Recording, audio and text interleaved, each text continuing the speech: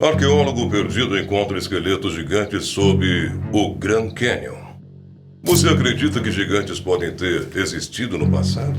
Será que eles fizeram parte de uma civilização antiga aqui na Terra? Em 5 de abril de 1909, um jornal publicou uma história que, à primeira vista, parecia apenas mais um relato comum para o público daquela época.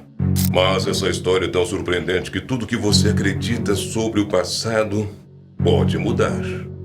Mesmo depois de 115 anos, ela continua sendo contada, tanto por aqueles que acreditam nela, quanto pelos céticos. Mas o que tem nessa história que chamou tanta atenção? Quem foi seu autor? E por que essa narrativa continua cheia de mistérios até hoje? Eu sou Henrique Brasil e você está no canal Futuro Enigma.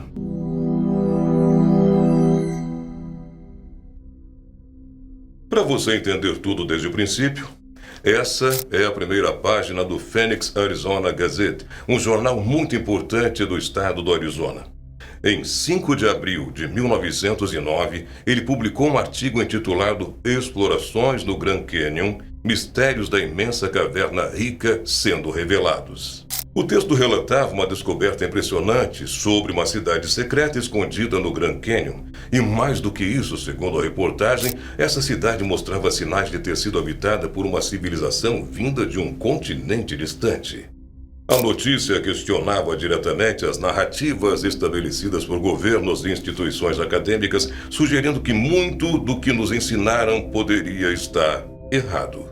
Se essa cidade realmente existiu, então Cristóvão Colombo certamente não foi o primeiro a descobrir a América. Na verdade, talvez ele nunca tenha descoberto nada. Mas como realmente começa essa história? Um explorador solitário chamado J.A. Kincaid navegava sozinho pelo Rio Colorado em um barco de madeira em busca de minerais no Grand Canyon, uma região rica em ouro, prata e cobre. Kincaid era um experiente explorador e caçador. Trabalhou por 30 anos para o Instituto Smithsonian. Para quem não conhece, o Instituto Smithsonian é o maior complexo de museus e pesquisas do mundo, com 21 museus e um zoológico nacional.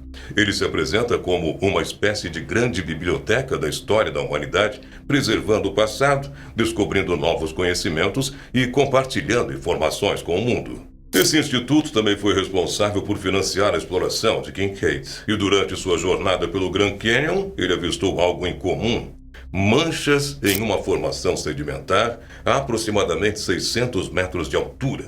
Intrigado, claro, ele decidiu investigar. Sem encontrar uma trilha clara, Kincaid caminhou pela região até se deparar com algo surpreendente: pegadas esculpidas no arenito, cobertas por arbustos do deserto. Eram centenas de pegadas, formando uma espécie de escadaria artificial que levava a uma caverna. A estrutura era claramente feita pelo homem, o que despertou ainda mais sua curiosidade. Pegando sua lanterna, ele decidiu entrar naquela caverna. E logo ao entrar, Kincaid encontrou inscrições nas paredes, mas elas não eram nem em inglês, nem em línguas indígenas americanas. Acredite você, eram hieróglifos egípcios. Mas como isso era possível? O Egito ficava a milhares de quilômetros dali?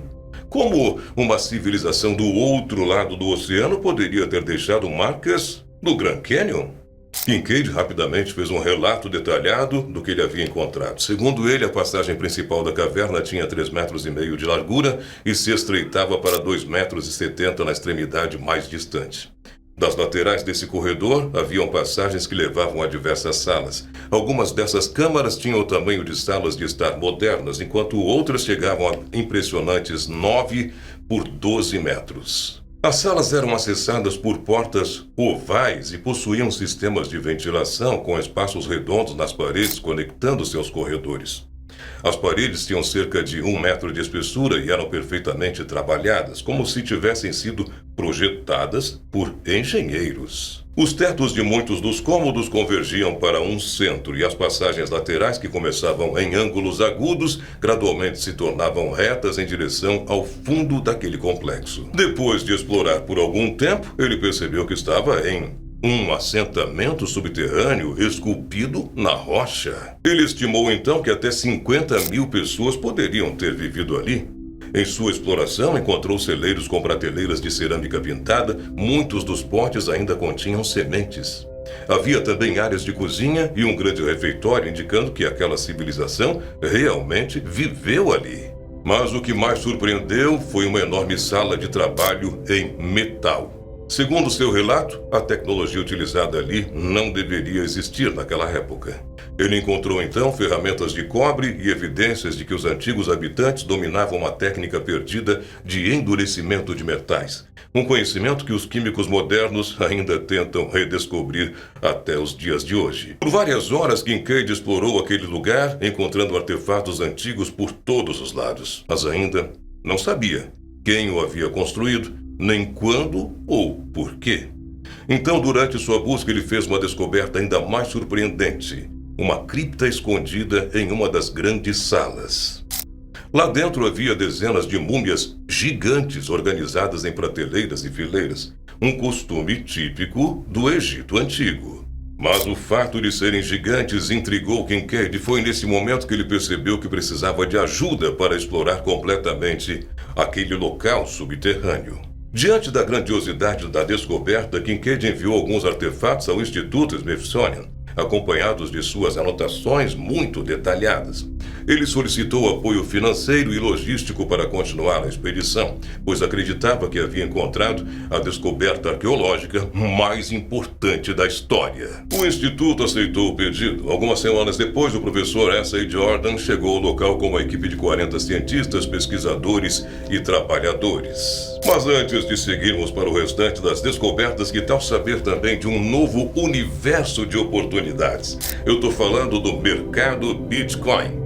Eles estão há mais de 10 anos no mercado, conectando mais de 4 milhões de clientes a um futuro digital mais seguro e rentável. Aqui você tem tecnologia de ponta, segurança máxima e as melhores oportunidades de investimentos em ativos digitais de um jeito fácil e sem burocracia. Com o mercado Bitcoin, você vai ter acesso direto para a compra e venda de Bitcoin e diversas outras criptomoedas.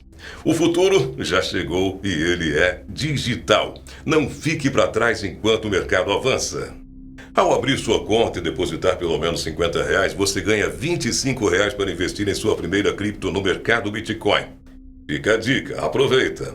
Agora vamos ver o que foi possível fazer com uma equipe de 40 cientistas, pesquisadores e trabalhadores na caverna. Com mais luzes e especialistas, ficou claro que o layout do sistema de cavernas não era aleatório. Na verdade, tudo parecia planejado e simétrico, com os túneis levando a uma grande câmara central. No centro desse salão havia uma enorme estátua. Kincaid acreditou que ela se assemelhava a Buda, a figura central do budismo, uma religião praticada na Ásia. A cerca de 30 metros da entrada ficava um salão, que eles chamaram de Salão Cruz, uma área com centenas de metros de comprimento. No meio dele encontrava-se a grande escultura do que parecia ser uma divindade.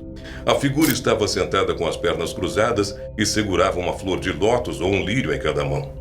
Seu rosto tinha traços orientais, sugerindo uma conexão com antigas civilizações asiáticas. Mas se haviam encontrado evidências de uma cultura egípcia, como era possível que também houvesse influências asiáticas? Claramente significava que 3 ou até 4 civilizações diferentes poderiam ter coexistido ou passado por aquele local. Mas como os povos do Egito e da Ásia poderiam ter chegado ao Grand Canyon? Ao longo da expedição, Kincaid, Jordan e a equipe do Smithsonian mapearam o vasto sistema de cavernas e perceberam que não estavam diante de um simples templo ou de um simples refúgio isolado. Aquela era uma cidade gigantesca, onde milhares de homens, mulheres e crianças haviam vivido por centenas ou talvez até milhares de anos. No final da expedição, eles haviam explorado centenas de salas, incluindo quartéis, celeiros, santuários, oficinas de metalurgia e diversos alojamentos. Foram encontrados milhares de artefatos, e entre eles utensílios de cerâmica para cozinhar, pequenas pedras amarelas chamadas olhos de gato e enormes tábuas de pedra cobertas de hieróglifos.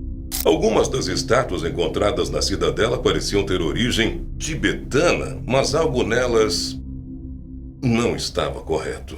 Da mesma forma, os hieróglifos lembravam a escrita egípcia, mas também não eram idênticos. Mesmo com a presença de especialistas, ninguém conseguia decifrar os símbolos ou identificar com precisão aquelas estátuas. Então, os estudiosos concordaram em 2 pontos fundamentais. Primeiro, a civilização que construiu a cidadela era extremamente avançada, muito mais do que as tribos nativas que habitavam aquela região. Eles trabalhavam com bronze antes mesmo do início da Idade do Bronze. Compreendiam a divisão do trabalho e dominavam a agricultura em um período em que muitas sociedades do mundo ainda viviam da caça e da coleta. O segundo ponto de concordância era ainda mais surpreendente. Essa civilização não surgiu ali. Sem dúvidas, ela veio de outro continente. Isso ia contra uma das crenças fundamentais do Instituto Smithsonian, que defendia o isolacionismo entre civilizações antigas. Segundo essa teoria, sociedades antigas raramente interagiam, especialmente quando separadas por vastos oceanos. Os estudiosos acreditavam que as civilizações avançadas dos vales do Ohio e do Mississippi eram casos isolados e que não tinham contato significativo com culturas como os astecas, toltecas ou maias. Se Kincaid e o professor Jordan estivessem certos, o Smithsonian estaria errado, e essa admissão poderia comprometer sua credibilidade. Quando as caixas contendo artefatos, anotações e desenhos da cidadela foram enviadas ao Smithsonian, juntamente com a teoria de que uma civilização altamente desenvolvida viveu no Grand Canyon milhares de anos antes da chegada dos nativos americanos, algo inesperado aconteceu. Kincaid solicitou mais recursos, ferramentas e uma equipe maior para continuar a investigação, mas seu pedido desta vez foi recusado. Pouco depois, tanto ele quanto o professor Jordan desapareceram sem deixar rastros. Nunca mais foram vistos ou ouvidos. Desde então, qualquer menção à civilização perdida do Grand Canyon é tratada com ceticismo. Quem fala sobre o assunto é rotulado como teórico da conspiração. E se alguém questiona o Smithsonian, a resposta é sempre a mesma. Essa história nunca aconteceu. Então, será que tudo isso foi realmente apenas uma farsa? Em 2009, a Sociedade Histórica do Grand Canyon decidiu investigar a fundo essa história, especialmente a suposta matéria publicada no Phoenix Gazette em 1909. A conclusão era que tudo não passava de uma elaborada brincadeira de 1º de abril. O autor da matéria publicada no Phoenix, Arizona, em 1909, é desconhecido e nunca houve uma reportagem de acompanhamento. E isso, por si só, já parecia estranho. Mas o que torna tudo ainda mais suspeito é o fato de que J.A. Kincaid, o suposto protagonista dessa história, simplesmente não existiu. Não há nenhum registro de alguém com esse nome. Então, para esclarecer essa questão, um canal do YouTube chamado Arquivos Y, especializado em mistérios, decidiu investigar. Eles entraram em contato com o Instituto Smithsonian e registraram a conversa. Smithsonian Public Relations, Marion speaking. Hold on. Hello? Hello? Hello? I'm here. Sorry, I was on hold a long time. How can I help you? They transferred me to Marion. Yes, this is Marion. Okay, great. My name is AJ, and I'm with the Y-Files. We're a YouTube channel that covers mysteries. Did you say you're from YouTube? The Y-Files is a channel on YouTube, yes. Okay. Okay, I wanted to talk to you about an article that was in the Phoenix, Arizona Gazette in 1909, and they sent me to you. I was hoping to ask you a couple of questions about that. Okay, let me stop you. No Egyptian artifacts of any kind have ever been found in North or South America. Sounds like you've given that speech before. Yes, I get this call a couple of times a year. I can tell you that the Smithsonian has never been involved in anything like this in the Grand Canyon or anywhere. So, G.E. Kincaid... There's no record of anyone by that name ever working for the Smithsonian. The whole thing is a hoax. Yeah, that's the prevailing belief, but the Smithsonian has been accused of covering this up, so... Yeah, I don't have a response to that. You probably don't want to talk about giants or giant skeletons, huh? Goodbye. Bem, você viu que a mulher do Instituto Smithsonian negou categoricamente a existência de J.A. Kincaid, mas foi nesse ponto que eles cometeram um erro. Há registros históricos de um professor chamado S.A. Jordan, que de fato trabalhou no Smithsonian por 30 anos. Então teria como provar que Jordan teria acompanhado Kincaid na suposta expedição ao Grand Canyon? Bem, Jordan esteve envolvido em expedições arqueológicas pelo Rio Colorado e pelo Grand Canyon entre 1880 e 1910. Além disso, ele foi presidente da Universidade de Stanford. No entanto, há um detalhe perturbador sobre ele. Jordan era um defensor da eugenia, uma pseudociência racista que defendia a melhoria genética da humanidade por meio da seleção artificial. Suas ideias influenciaram movimentos extremistas, incluindo práticas que o cara do bigodinho defendia. Em 1899, ele publicou um ensaio intitulado Um Estudo sobre a Decadência das Raças pela Sobrevivência dos Inaptos, no qual promovia teorias absurdas sobre degeneração racial e defendia medidas para preservar a pureza da raça. Após as duras críticas que recebeu por suas ideias radicais, o Smithsonian começou a cortar todos os laços com ele. Eventualmente negou completamente que ele tivesse alguma relação com a instituição. Se não fosse pelos registros históricos difíceis de apagar, provavelmente teriam feito com Jordan o mesmo que fizeram com Kincaid. Será mesmo que ele nunca existiu? Como existem os estudos, então? E se tudo o que detalhou e disse fosse verdade? Por que o que ele descreveu foi posteriormente utilizado como um mapa por outros exploradores que conseguiram localizar os mesmos lugares mencionados por ele? E se fosse uma farsa, como ele poderia ter conhecimento exato de locais tão específicos? Além disso, mesmo anos após sua suposta descoberta, novos artefatos continuaram a ser encontrados no Grand Canyon por outros pesquisadores. Isso reforça a possibilidade de que sua história não foi uma invenção. O que torna tudo ainda mais suspeito é o fato de que das aproximadamente 1000 cavernas conhecidas no Grand Canyon, 335 foram oficialmente registradas, mas apenas 2 são abertas ao público. As outras 333 permanecem inacessíveis. Se você perguntar ao Instituto, eles darão justificativas plausíveis. Dizem que turistas podem destruir artefatos valiosos sem perceber o dano que causam, ou que certas áreas são perigosas e poderiam colocar os visitantes em risco. De fato, algumas restrições fazem sentido, como no caso da torre de incêndio, cujo acesso é fechado por questões de segurança, ou a área de plantas ameaçadas de Maricopa Point, onde uma rara espécie chamada Central Milk Vet é protegida contra o pisoteio e a coleta. Além disso, algumas regiões do Canyon são consideradas terras sagradas pelos povos nativos, o que justifica a proibição de visitas. Mas será que isso explica tudo? O Grand Canyon ainda possui vastas áreas inexploradas, então por que tantas regiões continuam inacessíveis? Por que aqueles que se aventuram em áreas bloqueadas são imediatamente confrontados por forças de segurança? E não estamos falando apenas de guardas florestais, há relatos de helicópteros militares aparecendo para afastar exploradores desse lugar. Foi exatamente isso que aconteceu com um grupo de pesquisadores que tentou explorar áreas mencionadas nas notas de Kincaid. Mal haviam começado a investigação e um helicóptero militar surgiu para interromper a expedição deles.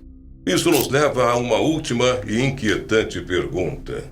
O que o Instituto Smithsonian poderia estar escondendo que exigiria o uso de helicópteros militares para manter as pessoas afastadas? Muito obrigado por ter assistido a este vídeo até o final. Se você gostou, não esquece de deixar aí o teu like, te inscreve no canal, clica no sininho de notificações e já confira se o sininho de notificações para você que é inscrito está ainda clicado, porque muitas pessoas estão relatando que não estão recebendo o aviso dos vídeos novos. Muito obrigado por assistir aos nossos vídeos aqui no canal Futuro Enigma. Um forte abraço, tudo de bom para ti e até o próximo vídeo.